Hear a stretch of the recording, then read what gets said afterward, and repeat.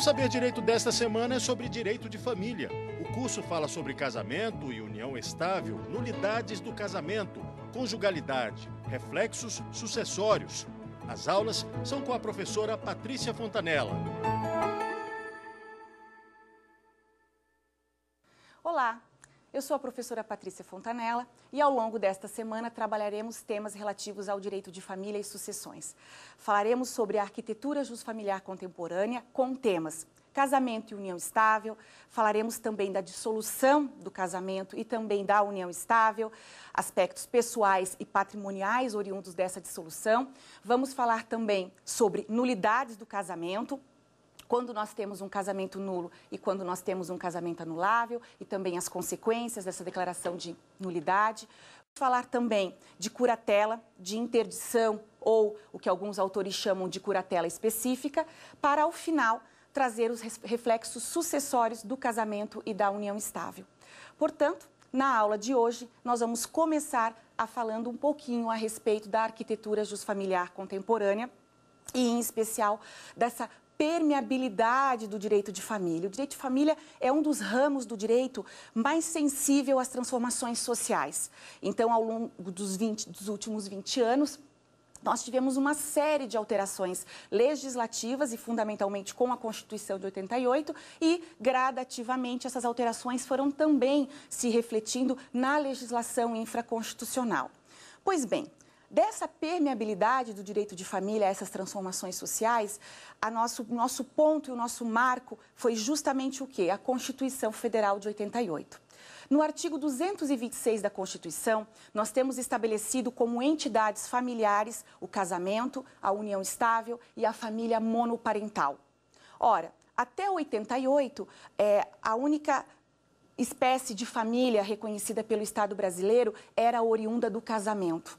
Daí porque se tinha filhos nascidos na constância do casamento, filhos legítimos e a nomenclatura ilegítimos também, a figura do concubinato, que hoje tem uma outra questão mais pontual e tratada no Código Civil, mas que não é a orientação dada antes de 88. Enfim, a gente teve aí com a Constituição uma série de modificações. Portanto, o que era chamado concubinato puro antes de 88, hoje é chamado de união estável, a união entre pessoas, né, com o intuito de dividir as suas vidas, mas sem o ato solene e a chancela estatal. O casamento, em que eu tenho uma formalidade e talvez o casamento seja um dos atos mais formais que nós temos dentro do direito civil.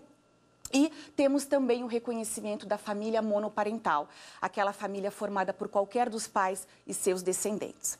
Pois bem, quando nós falamos de casamento, há que se lembrar, primeira coisa, nós tivemos em 2011 uma decisão, nosso STF, Supremo Tribunal Federal, que modificou fundamentalmente a estrutura do casamento no Brasil. Por quê? Porque, na verdade, nós tivemos um julgamento em maio de 2011 e que se questionava a possibilidade de se aplicar as regras de união estável para as pessoas do mesmo sexo.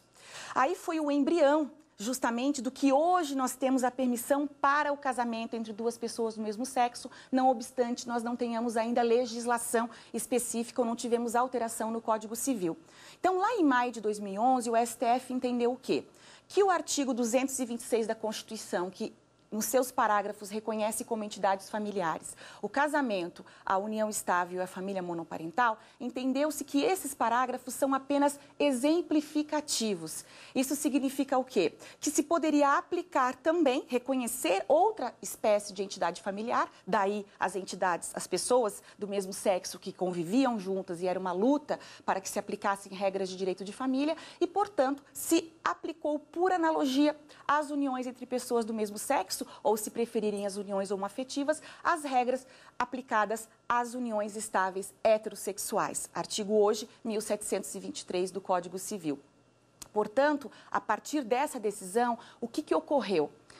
Vários casais de pessoas formadas por pessoas do mesmo sexo passaram a solicitar e a pedir no judiciário a conversão do que então agora seja possível a união estável para também conversão em casamento. E aí nós tivemos esse embrião, essas decisões que acabaram por culminar em 2013 na resolução 175 do Conselho Nacional de Justiça, que autoriza os cartórios a receber a documentação de pessoas do mesmo sexo que queiram se habilitar para o casamento.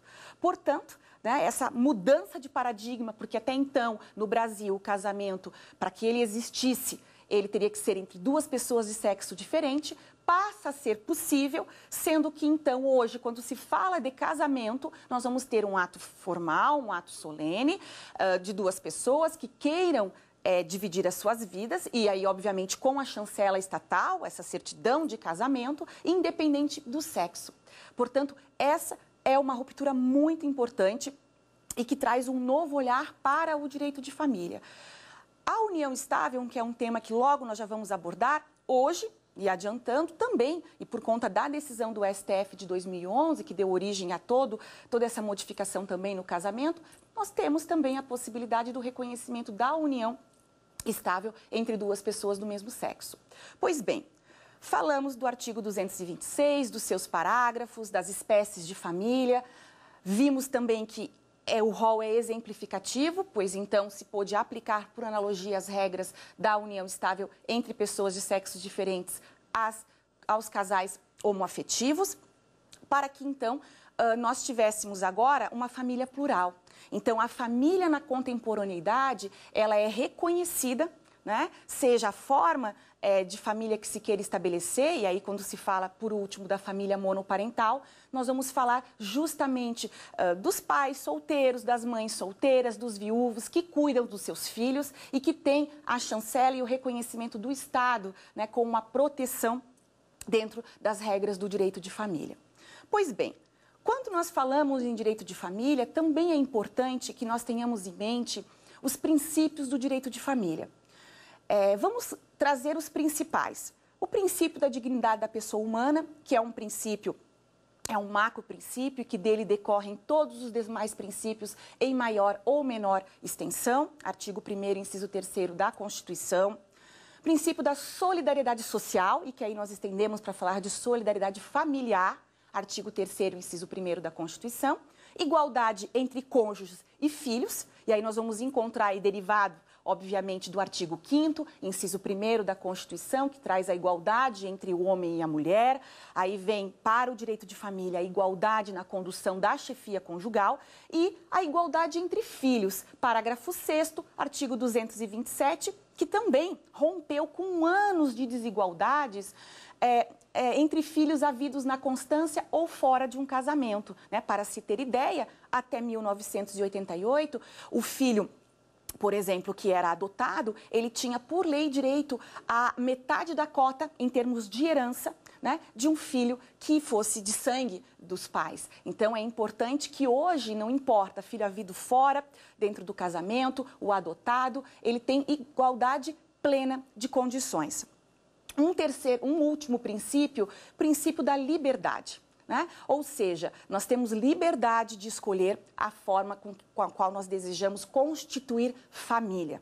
E essa liberdade, claro que quando se fala de direito de família e conjugalidades, casamento, união estável, a gente não pode esquecer do papel do afeto na conjugalidade. Muito se fala do afeto no direito de família na atualidade. E é claro que a noção ideológica de família está ligada ao afeto. E aí, claro, se nós formos para a psicanálise, o afeto vai envolver amor, desamor, porque, obviamente, esse conjunto de emoções que nós possuímos. Mas, normalmente, quando se fala de afeto no direito de família, a gente tem essa noção, né, idealizada da família como um reduto de amor.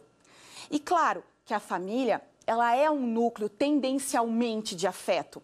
Agora, sem dúvida nenhuma, quando nós falarmos de, por exemplo, uma família, né, em que não haja uma expressão maior de afeto, eu não deixo de ter a aplicação das regras do direito de família, se eventualmente eu não tenho essa demonstração, né, calorosa de afeto. Eu não deixo efetivamente de ter um núcleo familiar. Por conta disso, é claro que a família, ela possui como base estruturante o direito ao livre desenvolvimento das personalidades e que as pessoas permanecem numa conjugalidade, num casamento, numa união estável, claro, enquanto estiverem bem, estiverem felizes e que puderem efetivamente ainda ter um conjunto de ideais e de vislumbrar um caminhar juntos e que possam efetivamente juntos ter essa predisposição para continuar juntos como uma família. Então, falamos de afeto e o papel do afeto no direito de família e nas famílias,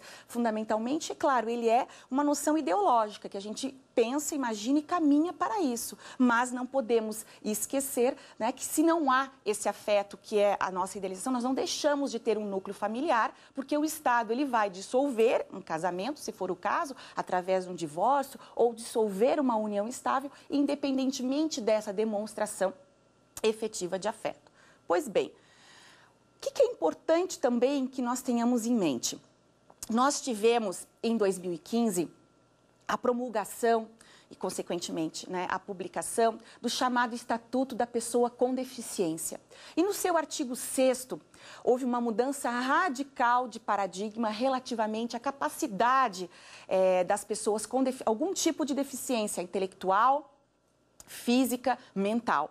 E, nesse sentido, o artigo 6º do Estatuto, ele permite, né, que uma pessoa com deficiência possa casar e constituir união estável, ele pode ainda exercer os seus direitos sexuais e reprodutivos, ele pode exercer o direito de decidir sobre o número de filhos, conservar a sua fertilidade, exercer o direito à família e à convivência familiar, participar de processos de adoção e curatela. Então, houve uma mudança radical no olhar para a pessoa com deficiência e que será objeto também de uma aula específica ainda nesta semana sobre esse tema muito interessante. Então, quando nós falamos da possibilidade de casamento de uma pessoa com deficiência e que aí nós tivemos a inclusão do parágrafo 2º do artigo 1550 do Código Civil, permitindo que a pessoa com deficiência case e retirando a hipótese, então, de uma pessoa com deficiência ser absolutamente incapaz. Então, essa é uma mudança e uma virada de paradigma também para se falar de um casamento válido e que será também objeto, posteriormente, de uma aula específica. Pois bem, quando nós falamos aqui de casamento, nós não podemos nos esquecer, efetivamente, do que? Quais são os requisitos, né? Quando nós falamos do artigo 1511, nós temos no casamento uma comunhão plena de vida. Essa comunhão plena de vida, ela está decomposta também nos deveres e direitos conjugais, previstos no artigo 1566. Fidelidade recíproca, guarda, sustento e educação dos filhos, residência, né, num domicílio conjugal, que a gente sabe que pode haver uma pluralidade de domicílios, respeito e consideração mútuos. Então, quando se fala da comunhão plena de vida do artigo 1511, e o que nós encontramos e vemos muitas vezes nos casamentos religiosos, né, na saúde e na doença, na riqueza e na pobreza, e na alegria e na tristeza, nada mais é, né, do que uma tradução específica dessa comunhão plena de vida que a legislação estabelece. Pois bem, também temos o que o direito chama de idade núbil, que é a idade mínima para casar. O artigo 1517 estabelece a idade de 16 anos, tanto para o homem como para a mulher, só que entre 16 e 18 anos, se a pessoa quer casar, ela precisa da autorização dos seus pais. E se os pais, porventura, não quiserem conceder essa autorização, ou mesmo se for o caso de um representante, no caso de um tutor, há a possibilidade do suprimento judicial dessa autorização. E, claro, após os 18 anos, a pessoa é plenamente capaz e ela pode casar sem a necessidade de ter algum tipo de autorização. Claro, se os pais ou o representante legal entre 16 e 18 anos autorizam, se eles autorizam, pode-se inclusive escolher o regime matrimonial, porque essa pessoa estará sendo assistida, porque ela é, para o direito, relativamente incapaz. E com o casamento, ela se emancipa a teor do artigo 5º e seus parágrafos do Código Civil. Claro, se porventura os pais discordam, o tutor não quer conceder essa autorização, a legislação permite o suprimento judicial, mas incidirá separação obrigatória de bens a teor do artigo 1641, inciso 3º. Antes dos 16 anos, antes da idade núbil, é possível falar em casamento válido? Sim, mas aí sempre com autorização judicial e apenas em caso de gravidez. O artigo 1520 do Código Civil, ele permite que o juiz, então, autorize o casamento em caso de gravidez, sendo que também a legislação originalmente, ela previa a possibilidade também para evitar imposição ou cumprimento de pena criminal. Ou seja, lá no direito penal, até 2005, uma pessoa, para evitar ser processada, ela poderia casar, né, com essa pessoa para evitar, eventualmente, um processo criminal. Isso caiu em 2005 com a reforma no Código Penal e, portanto, entende-se que o artigo 1520 ele está revogado parcialmente, permanecendo apenas a hipótese de gravidez. E os tribunais, né, têm, obviamente, chancelado esse entendimento, sendo que não é possível, né, que se deixe de cumprir uma pena se houver um casamento. E até mesmo uma união estável não se reconhece, inclusive, tanto os tribunais estaduais como o próprio STJ seguem essa linha. Bom, além da idade núbil, para que haja um casamento válido, nós também temos que prestar atenção se existem ou não impedimentos matrimoniais e causas suspensivas. Os impedimentos matrimoniais são aquelas regras postas pelo Estado que tornam nulo de pleno direito esse casamento. Então, não podem casar os irmãos, não podem casar os afins em linha reta. Quem são os afins em linha reta? Quando se fala, né, que quando nós casamos, efetivamente, nós tem um contexto familiar, né? Esse contexto familiar do meu cônjuge são o que nós chamamos os nossos afins. Então, o casamento e assim a união estável, como nós vamos falar já, eles estabelecem esse vínculo da afinidade e, eventualmente, num divórcio, ou num divórcio, numa separação, ou mesmo numa dissolução de união estável, como nós vamos ver, não passa esse vínculo, ele não rompe, ele não termina. E, portanto, nós temos aí um impedimento matrimonial, não podem casar. Então, os irmãos, os afins em linha reta, as pessoas casadas, aquele que foi condenado por um crime de homicídio, né, com o cônjuge da pessoa que porventura tenha sido morta ou numa tentativa de homicídio, os colaterais até o 3º grau, inclusive, no caso de tios e sobrinhos, se bem que nessa situação em especial, a gente tem uma regra específica no Decreto-Lei 3.200 de 41, que permite que colaterais em 3º grau, tios e sobrinhos, possam, mediante autorização judicial, realizar um casamento válido. Bom, e as causas suspensivas do casamento? As causas suspensivas, o próprio caput do artigo 1523 estabelece não devem casar. Então, sugere que não case. Ao passo que nos impedimentos, o caput é claro do 1521, não podem casar. Então, ao passo que no 1521 eu tenho um casamento nulo, é insanável e a qualquer tempo se pode ingressar com uma ação declaratória de nulidade, no 1523, que trata da causa suspensiva do casamento, sugere-se que não se case, enquanto não se resolvam as hipóteses ali estabelecidas. São 4, mas 2 delas que nós podemos adiantar e que são muito mais comuns, digamos assim. O caso da pessoa que é divorciada, mas ela ainda está discutindo questões patrimoniais com o ex-cônjuge. Neste caso, a legislação sugere que não se case enquanto isso não seja resolvido, para evitar uma confusão patrimonial. Mas se a pessoa quiser casar, esse divorciado quiser casar, ele poderá, mas incidirá, vamos dizer assim, uma sanção de ordem econômica, separação obrigatória de bens a teor do artigo 1641, inciso 1º.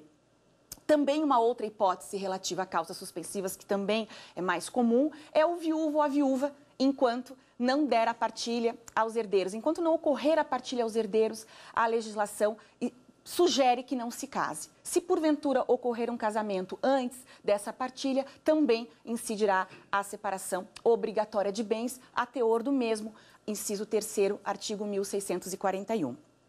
Pois bem, e é possível, né, se fazer uma oposição a casamento, porque, claro, para que eu me case, a gente segue algumas regras. O artigo 1525 do Código Civil estabelece ali quais são os documentos que nós temos que entregar. Nesse processo de habilitação que ocorre no cartório, vão se juntar documentos, verificação se existem impedimentos ou não, e as causas suspensivas também. A oposição é possível até o momento da celebração do casamento, inclusive pelo próprio celebrante lá, e ela tem que ser reduzida por escrito. Então, por que efetivamente nós temos um casamento que tem que ser realizado pela legislação com as portas abertas? Porque, claro, se alguém desejar até o último minuto, né, ingressar no recinto e dizer que existe que faz uma oposição a esse casamento, para que seja possível. Então, pode-se dizer até verbalmente, mas tem que ser reduzido a termo, juntar as provas do alegado ou indicar aonde efetivamente há que se encontrar essas provas, de acordo com o artigo 1529. É possível também que se case por procuração. A legislação permite, artigo 1542, permite o casamento por procuração, mas desde que efetivamente se sigam certas formalidades, né? Há necessidade de procuração com poderes especiais para que uma pessoa, né, represente a outra nesse casamento, no casamento com fulano de tal. Então, o casamento por procuração, inclusive, não apenas um pode estar representado. A gente pode ter 2 procuradores realizando o casamento por aqueles que não possam estar pessoalmente no momento deste casamento. É possível também, e aí dentro, quando se fala do casamento, lembrar do quê? Que quando nós casamos também existem direitos e deveres conjugais, melhor, deveres conjugais, né? Esses deveres conjugais, eles efetivamente estão trabalhados no artigo 1566 do Código Civil e a própria legislação estabelece, são deveres conjugais. Existe parte da doutrina que advoga na perspectiva de que atualmente esses deveres seriam muito mais éticos do que jurídicos, né? E aí isso vem junto com a discussão sobre culpa e fim de casamento.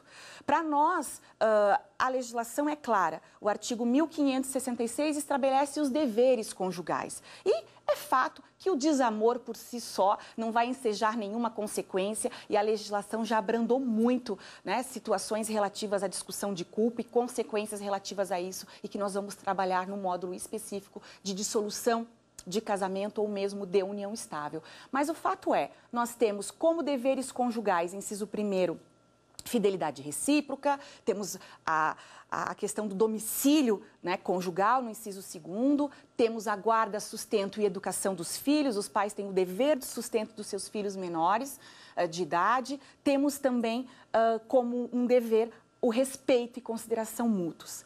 Então, ali no artigo 1566, nós temos efetivamente esse rol de deveres jurídicos que estão estabelecidos, né? E que quando se casa, efetivamente se assume esse compromisso. Claro que eventual consequência de de descumprimento, nós vamos falar, como eu disse a vocês, já no módulo relativo a divórcio, dissolução de união estável e as suas consequências pessoais e patrimoniais. Quando nós falamos ainda de casamento, nós temos que atentar para quê? Para o regime matrimonial. Quando nós casarmos, ou quando nós casamos, melhor dizendo, nós temos a escolha do regime de bens, se vamos adotar ou não o sobrenome um do outro, quando, né, na data do casamento, inicia a vigência do regime de bens escolhido.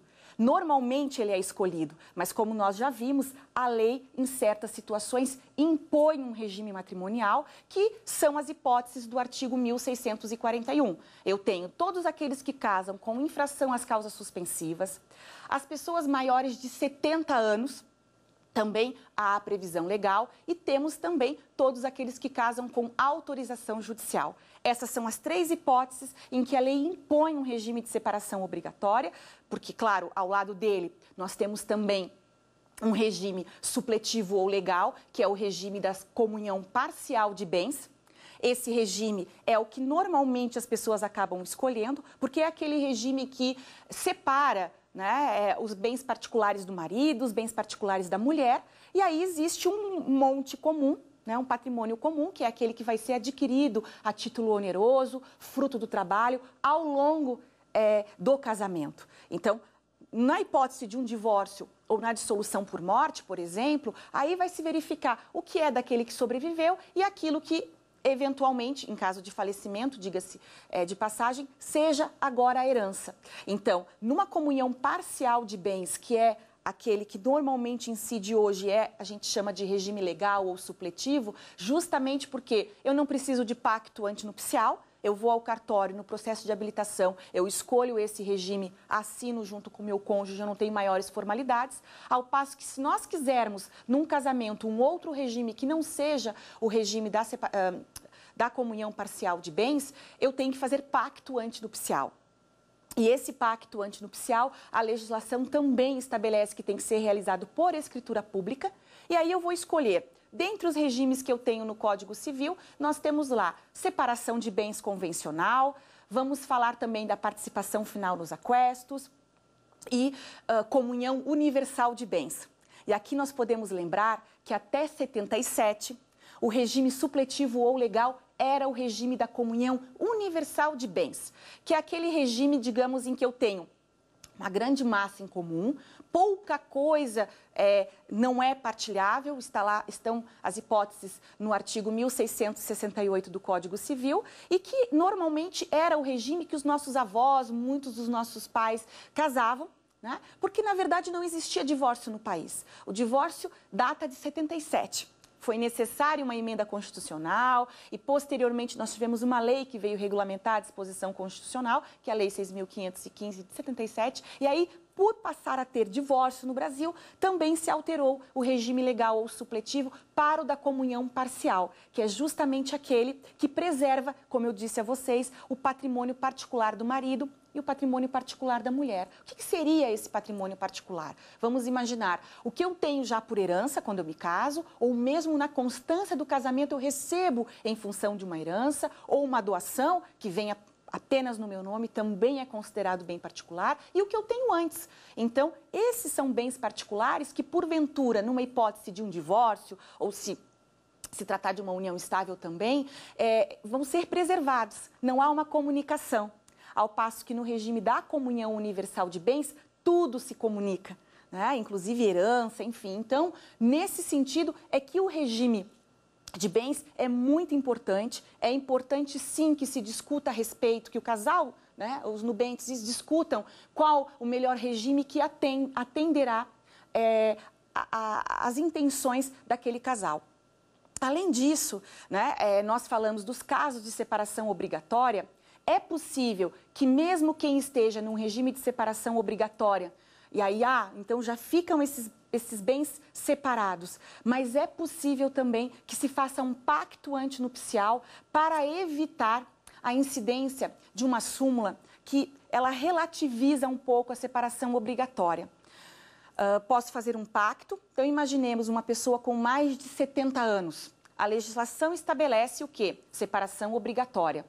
Mas, numa eventual dissolução por divórcio ou por morte, há uma discussão, e que o próprio STJ hoje reconhece e aplica, a súmula 377, que ela já é da década de 60, permanece em vigor e tem sido aplicada para as hipóteses de separação obrigatória. O que isso significa? Significa que mesmo que eu case com separação obrigatória, eu posso pleitear eventual divisão de patrimônio daquilo que foi adquirido na constância da união. Mas não é separação obrigatória? Ela vai preservar obrigatoriamente o que eu tenho antes. E aquilo que foi adquirido a título oneroso, fruto do trabalho, ele pode vir a ser partilhado. Aí os tribunais se dividem com relação à interpretação da súmula. Ou vão exigir a prova do esforço para a aquisição daquele patrimônio que se deseja partilhar, ou vai se levar em conta o quê? Que o casamento é uma comunhão plena de vida e não é porque houve a incidência da separação obrigatória que efetivamente não há que ter divisão alguma. Aí, efetivamente, vai se levar em conta como se fosse uma comunhão parcial. Vai se separar e vai se dividir, levando-se em conta o quê? Um esforço indireto. Então, se porventura eu sei disso e eu caio numa separação obrigatória, que eu não precisaria nem fazer pacto porque decorre de lei, é possível que eu faça um pacto e aí sim não haverá incidência dessa súmula 377 do STF na época, que efetivamente faz com que haja ainda, possa haver uma eventual comunicação de bens e que a gente chama de meação na constância de um casamento. Agora, quando nós falamos aqui de regime matrimonial, também não podemos esquecer o seguinte: é possível a alteração de um regime matrimonial na constância do casamento, inclusive de quem casou antes da entrada em vigor do atual Código, que foi em 2003, quando o Código entrou em vigor, em janeiro de 2003, que era uma discussão que se tinha, porque essa é uma novidade advinda com o Código, já possível em outros países anteriormente, mas que até então no Brasil não era possível. Então, muita gente que gostaria de mudar o regime matrimonial, até então precisaria o quê? Se divorciar e casar novamente, escolhendo um regime matrimonial diferente daquilo que se desejaria. Hoje já não é mais preciso. O parágrafo 2º do artigo 1639 do Código Civil estabelece o quê? Que é possível a alteração mediante pedido motivado de ambos os cônjuges. Então, essa alteração trata-se de um pedido de jurisdição voluntária, que a gente chama, ambos devem fazer esse pedido, né? E correrá na vara de família com a participação do Ministério Público. Portanto, quando se pede a alteração de um regime matrimonial, quais são os efeitos? Desde quando vale? Né? Então, os efeitos de uma sentença que altera o regime matrimonial, eles são, em regra, ex nunc. Isso quer dizer o quê? Desde então, dali para adiante, preservando, né, a situação anterior. E o STJ, inclusive, em decisão de 2014 já, decidiu o quê? Que o termo inicial é do trânsito em julgado da decisão que o modificou. Então, em regra, os efeitos são ex nunc, dali para adiante, e também, dependendo do caso concreto, nós temos autores, inclusive, que defendem a possibilidade de o casal pedir um efeito ex tunc, que a gente chama no direito, ou seja, que passe efetivamente a se ter, né, um efeito que retroaja, né, a data da celebração do casamento, para que então passe a se ter sempre um único regime. Em regra, como eu disse a vocês, os efeitos dessa decisão são efeitos ex nunc. A publicação de editais, né, que é uma referência que sempre se fez e que muitos provimentos dos estados, né, para a publicação e dar publicidade desse pedido realizado pelo casal, o próprio STJ, em 2012, já efetivamente dispensa a publicação desses editais, entendendo o quê? Que a publicação da sentença que altera o regime de bens, que agora é escolhido pelo casal, já é suficiente para dar a publicidade, e até porque aquela pessoa que se entender prejudicada pela alteração desse regime matrimonial, ela vai ter os seus direitos preservados e ela vai ter que ingressar com uma ação própria, eventualmente, para discutir e mostrar o seu prejuízo. Portanto, a gente tem esse entendimento também. E também os tribunais e o próprio STJ, em 2015, já entendeu pela possibilidade de realização da partilha de bens, imaginemos quem seja casado pelo regime de comunhão universal, faça o pedido judicial e tenha atendido esse mesmo pedido para uma separação de bens.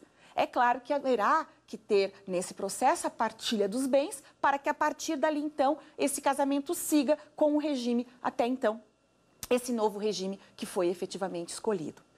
Pois bem, tratados os principais pontos relativos ao casamento, nós vamos falar agora sobre a união estável. Pois bem, quando nós falamos de união estável, nós vamos falar de uma união entre duas pessoas, né, pública, contínua e duradoura, com o intuito de constituir família. Ora, se no casamento nós temos uma prova pré-constituída, uma certidão de casamento, e aí particularmente entendo que o casamento é um contrato especial de direito de família, na união estável nós temos uma situação de fato que virá ou não a ser reconhecida como tal pelo Poder Judiciário. Talvez mais de 90% das pessoas vivam em união estável sem ter um contrato escrito, mas alguns, já de antemão, ou quando pretendem viver juntos, vamos dizer menos até do que 10%, acaba fazendo um contrato de união estável nos termos que a legislação permite, que nós já vamos falar.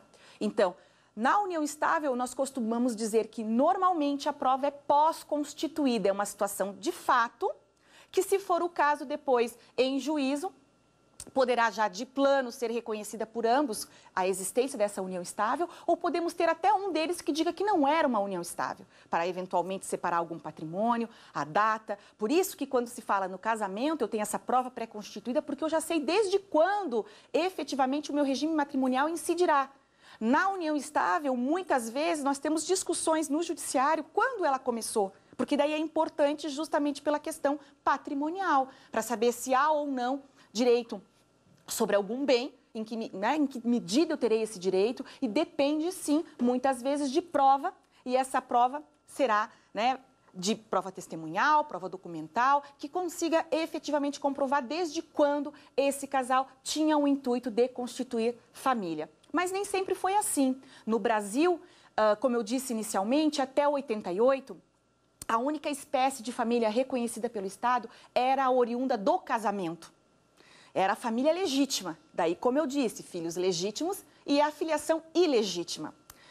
Mas é claro que no Brasil nós não tínhamos divórcio até 77. O que nós tínhamos era o desquite. E o desquite equivale ao que hoje se conhece como separação, que não rompe o vínculo conjugal. Então, na época, quem ousava se desquitar, ele não rompia o vínculo com seu cônjuge. Ele ainda permanecia ligado, então ele não poderia casar novamente. Só que, claro, é do ser humano, se apaixonar, querer constituir uma nova família, e muitas pessoas acabam tendo que saída? Viver juntas, porque não podiam, não existia divórcio, consequentemente não rompia vínculo conjugal. Então, nós tínhamos muitas pessoas desquitadas que iam morar junto com outra pessoa, ou mesmo pessoas que desejavam, naquele momento histórico, na melhor linha de que bem casado é o que bem vive, sem estar efetivamente casado, sob a chancela estatal. Naquele momento histórico e até 88, essa situação era chamada pela doutrina e pela jurisprudência de concubinato. E a doutrina fez mais um ajuste. O que hoje nós conhecemos como união estável era o que a doutrina chamava de concubinato puro. Aquela situação realmente da pessoa que não podia casar, não tinha simplesmente porque não existia o divórcio, não existiam impedimentos matrimoniais, por exemplo, para que ela casasse, Ao passo que, por outro lado, nós tínhamos também o chamado concubinato impuro, que é aquele que nunca obteve reconhecimento no âmbito do direito de família de direitos. O concubinato impuro, hoje, ele é chamado apenas concubinato e tem previsão legal no artigo 1727. As relações não eventuais entre pessoas impedidas de se casar constituem concubinato. Que a gente já vai falar um pouquinho mais adiante dos efeitos e de consequências oriundos dessa situação. Mas o que era concubinato puro, alçada à categoria de união estável, no parágrafo 3º do artigo 226 da Constituição, e a partir daí, com a legislação posterior, passou a falar em direitos no âmbito familiarista. Então, quando nós falamos efetivamente de união estável, nós vamos lembrar o quê? Até 88, concubinato puro, se incidiam 2 súmulas para se falar em divisão patrimonial, que eram as súmulas 380 e a 382, que já reconhecia naquele momento histórico que morar sob o mesmo teto não era um requisito. Embora seja um elemento forte, já não era, nunca foi um requisito morar sobre o mesmo teto, ter uma união estável reconhecida. E a súmula 380 determinava o quê? Que entre concubinos, se poderia haver alguma partilha de bens, se efetivamente houvesse uma comprovação efetiva do aporte financeiro, o que era mais difícil, porque naquele momento histórico as mulheres trabalhavam mais em casa, era o homem que trabalhava fora, o patrimônio normalmente estava em seu nome, e aí muitas mulheres se viam sem nada ao final de uma relação que não era tratada no âmbito do direito de família. Ela vinha para a vara civil, direito obrigacional, e ou ela provava o aporte financeiro do bem que ela queria divisão e levaria apenas no montante que fosse comprovado, ou então a saída que os tribunais chegaram seria qual? Indenização por serviços domésticos prestados. Era uma indenização que saía a partir do período que comprovadamente viveram juntos, e então saía um montante X, diferentemente não se falava em alimentos, nem tampouco em direito sucessório, nenhum direito no âmbito do direito de família, e sim uma questão puramente patrimonial tratada nas varas cíveis. Isso muda em 88, com o reconhecimento como união estável, e aí em 94 nós tivemos a primeira lei, a 8971 de 94, que uma lei curta, 4, 5 artigos, que reconhecia como união estável aquela união com 5 anos ou prole. Foi a primeira vez que se colocou um lapso temporal, que caiu logo em seguida, em 96, um ano e meio depois, já no governo do então Fernando Henrique Cardoso, nós tivemos a edição dessa lei que retira o requisito objetivo. E aí passou a ter a redação que hoje nós continuamos tendo no Código Civil. Considera-se união estável a união pública contínua e duradoura entre o homem e a mulher com o intuito de constituir família. Portanto, não há um tempo mínimo hoje para que se tenha uma união estável reconhecida, mas sem dúvida nenhuma o juiz verificará o quê? Todo o contexto e esse intuito de efetivamente se constituir família. Ora, das leis de 94 para as leis de 96, então, com a entrada em vigor do Código Civil em 2003, nós passamos a ter regras de união estável, então, na codificação civil. E aonde estão essas regras? Artigo 1723 do Código Civil. Após as leis da união estável, o Código Civil, portanto, no artigo 1723, prevê as regras da união estável. Mas existem também impedimentos e causas suspensivas e que também podem influenciar no reconhecimento ou não dessa união estável. Mas antes de tratar sobre esse tema, vamos agora fazer uma análise e um quiz rapidamente a respeito do que nós estudamos até agora.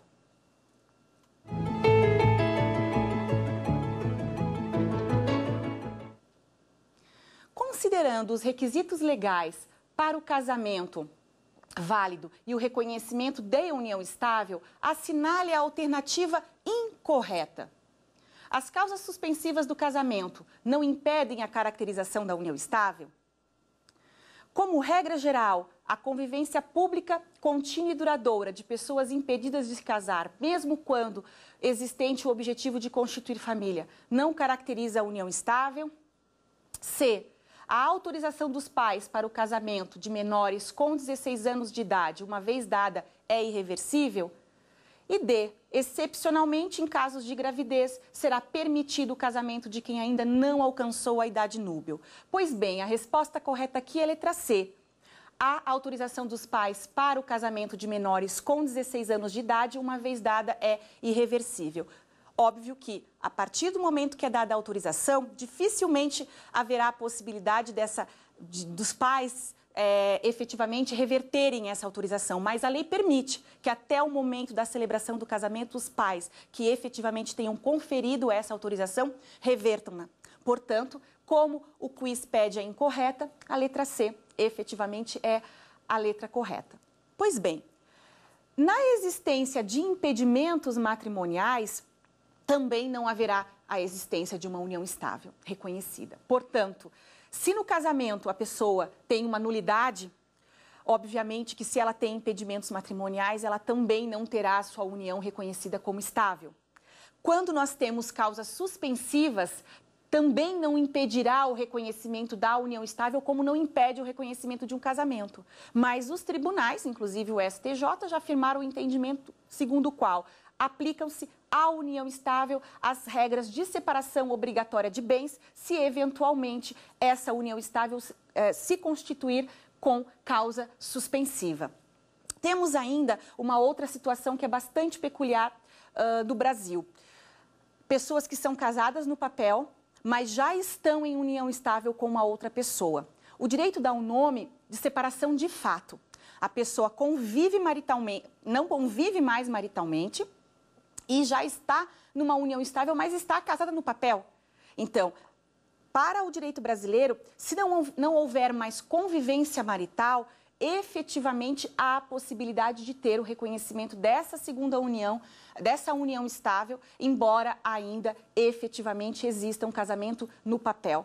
É uma peculiaridade, então os separados de fato podem vir a ter um reconhecimento de uma união estável posterior a esse casamento, embora não tenha havido um divórcio, ou não tenha havido ainda uma dissolução por morte desse relacionamento anterior.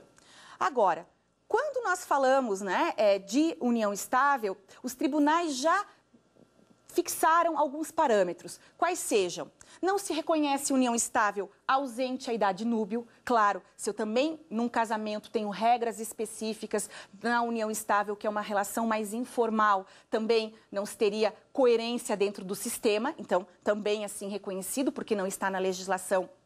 Nós temos aqui decisão dos tribunais, tampouco também haverá extinção de punibilidade, né, no caso de para evitar imposição ou cumprimento de pena criminal, que também lá do artigo 1517 já foi derrogado para o casamento, também se estende esse entendimento para a união estável. E uma figura muito interessante, assim chamada pelo STJ, é o chamado namoro qualificado. Todos nós sabemos que houve uma mudança muito interessante nos costumes e que autorizam que as pessoas fiquem juntas muito mais rapidamente.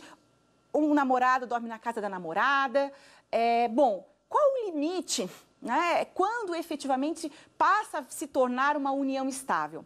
Felizmente, os tribunais têm estado atentos às mudanças dos costumes, que têm autorizado essa relação íntima muito mais rapidamente, né? E obviamente, pensando, bom, não é porque estão todos os dias juntos, né? E um dorme na casa do outro, que se terá, obviamente, logo reconhecido uma união estável. A gente não pode esquecer que não há tempo mínimo para o reconhecimento de uma união estável, é o caso concreto. Tudo dependerá do quê?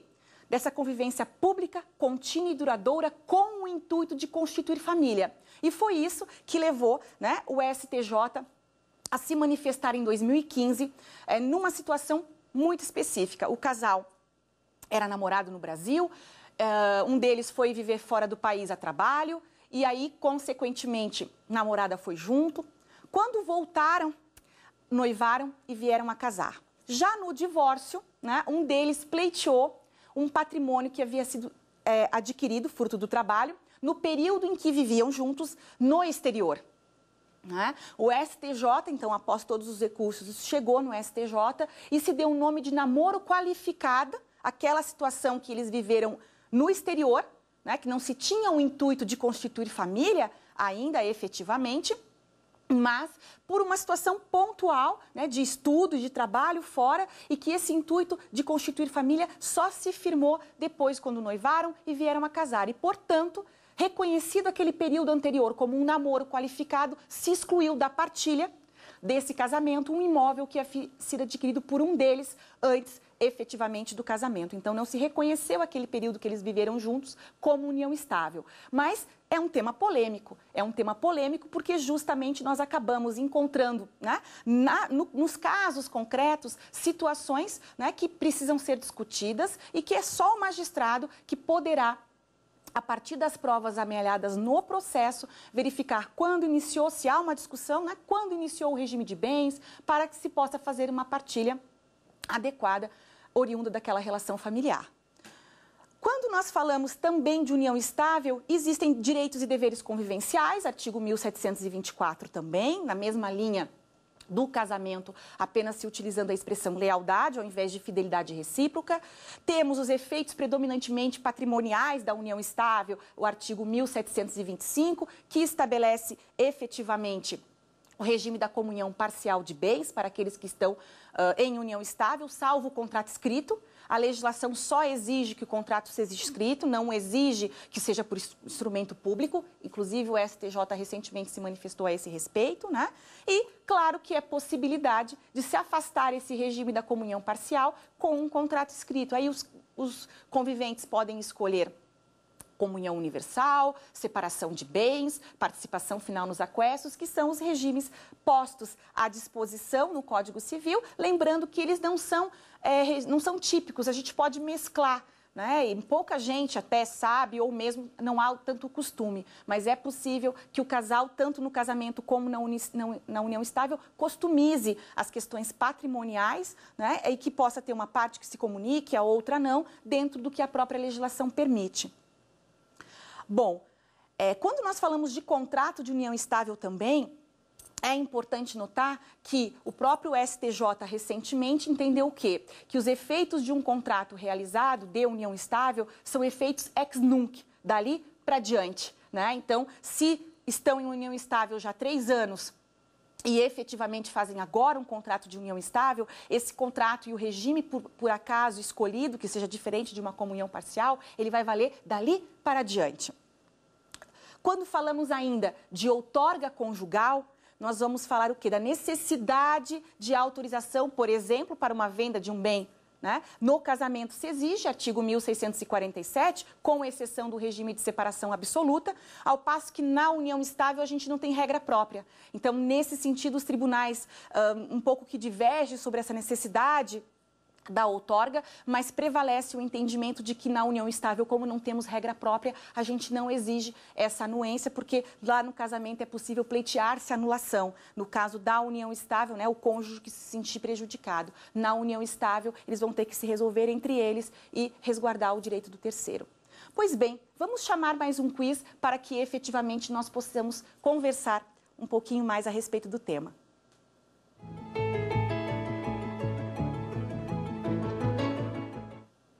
Pessoas com 17 anos vêm a obter o consentimento dos genitores para se casar. Letra A. Na qualidade de menor publi, não se legitima, dada a incapacidade, para a lavratura do pacto antinupcial? Letra B. Pode optar por qualquer regime de bens, mediante a lavratura do pacto antinupcial, quando necessário? Letra C. Terá que casar no regime legal de comunhão parcial de bens? E letra D. Terá que casar com o regime de separação de bens. Aqui, a correta é letra B. Pode optar por qualquer regime de bens mediante a lavratura do pacto antinupcial, quando necessário. Claro, se ela obtém efetivamente o consentimento dos genitores, ela estará sendo assistida, poderá escolher o regime matrimonial e, se porventura for um regime diferente da comunhão parcial de bens, lavra-se o pacto antinupcial com a assistência dos pais. Que nós podemos ainda tratar relativamente à união estável. Um tema também que permeia a questão da união estável é o chamado concubinato, previsto no artigo 1727 do Código Civil, que estabelece que considera-se concubinato as relações não eventuais entre pessoas impedidas de se casar. Pois bem, que exemplos nós podemos trazer que caracterizariam um concubinato para o direito atualmente? Bom, uma pessoa que tem impedimento matrimonial, esse casamento é nulo. Ah, mas será que ela morando junto é possível reconhecer união estável? Não. Para o direito, essa situação é de concubinato. Ah, mas qual a consequência que eventualmente a gente poderia ter? Nesse caso, em especial, a gente tem como uma eventual consequência patrimonial se houver alguma discussão em que se comprove o aporte financeiro. Porque se é concubinato, os tribunais não têm trabalhado no âmbito do direito de família.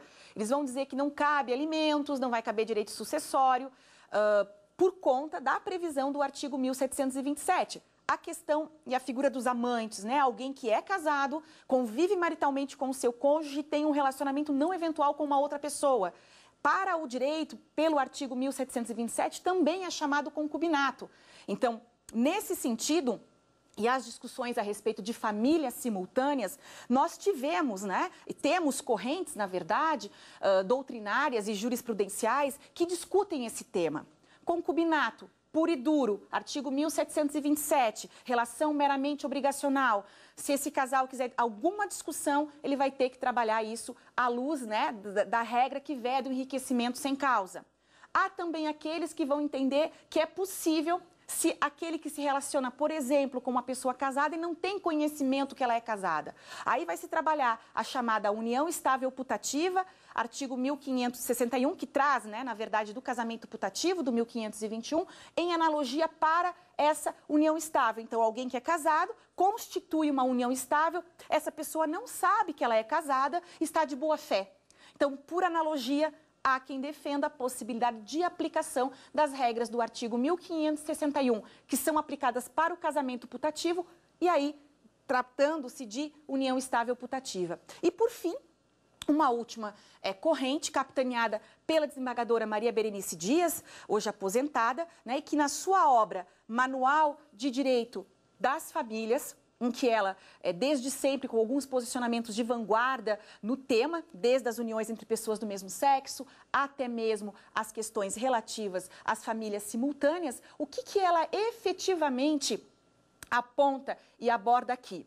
Se nós pegarmos a obra da autora, nós vamos encontrar a posição mais rente à realidade da vida é a que reconhece todas as uniões, ainda que concomitantes, como uniões estáveis, bastando a comprovação dos requisitos legais.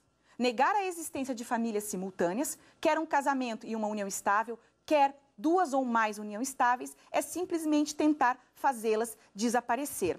Portanto, esse é um posicionamento que defende o tratamento no âmbito do direito de família para todas essas situações. Então, aqui no caso do concubinato, a legislação e os tribunais, por sua vez, reconhecem o quê? Relação meramente obrigacional. Então, ao passo que nós temos 3 correntes doutrinárias, a que hoje prevalece, inclusive no STJ e no STF, é a aplicação do artigo 1727, ou seja, considera-se concubinato e não como entidade familiar. E aí, justamente o fundamento de cada uma delas e das decisões sempre passa pelo quê? Pelo entendimento de que o contexto familiar, tanto de casamento como de união estável, mas principalmente do casamento, vem em caráter monogâmico e que dele decorre a própria fidelidade recíproca no casamento e a lealdade na questão da união estável. E, portanto, numa situação como essa, reconhecido um concubinato, no máximo se falará em questões patrimoniais, e aí a discussão da vara, se vai ser em vara civil, em vara de família. O próprio STJ entendeu recentemente a possibilidade de tratamento do tema na própria vara de família, para se dizer ou não se há algum patrimônio a ser dividido, mas desde que, obviamente, se comprove o aporte financeiro, porque não sendo reconhecido no âmbito do direito de família, não se reconhece um esforço indireto. Era isso, fiquem conosco e até o próximo curso, que tratará especificamente da dissolução da sociedade conjugal e da união estável. Até mais.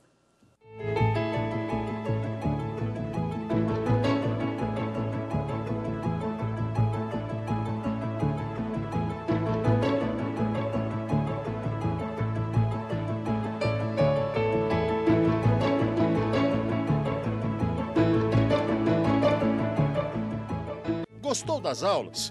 Qual o tema que você quer assistir aqui? Mande sua sugestão para o nosso e-mail saberdireito@stf.jus.br ou para o WhatsApp da TV Justiça. O número é este aí que aparece na tela. Você pode ainda estudar pela internet. É fácil, é só acessar tvjustiça.jus.br.